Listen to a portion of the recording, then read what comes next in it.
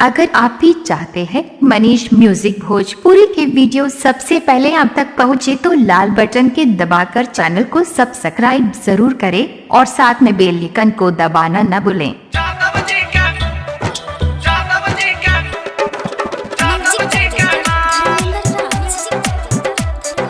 Recording by Manish music Bhojpuri.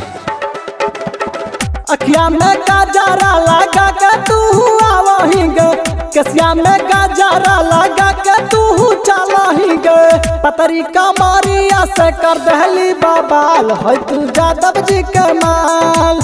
सिजी के लइकन तो से ठोकल चाहो ताल है तू यादव जी के माल।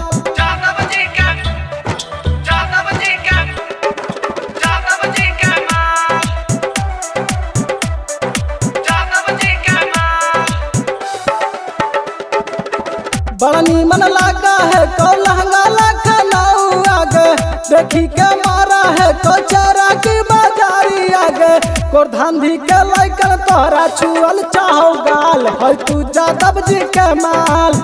सिंह जी के बेटा तो से ठोकल चाहो ताल है तू यादव जी के माल।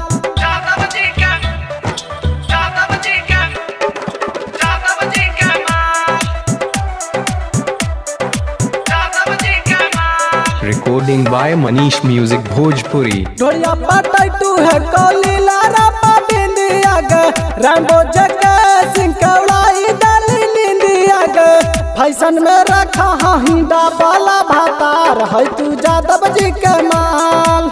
सिंह जी के लइकन तो से ठोकल चाहो ताल है तू यादव जी के माल।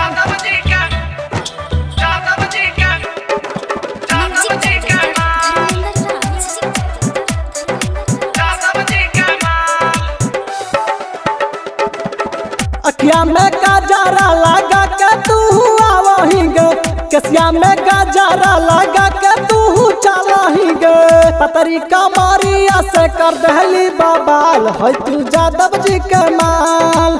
सिजी के बेटा तो से ठोकल चाहो ताल है तू यादव जी के माल। Recording by Manish music Bhojpuri.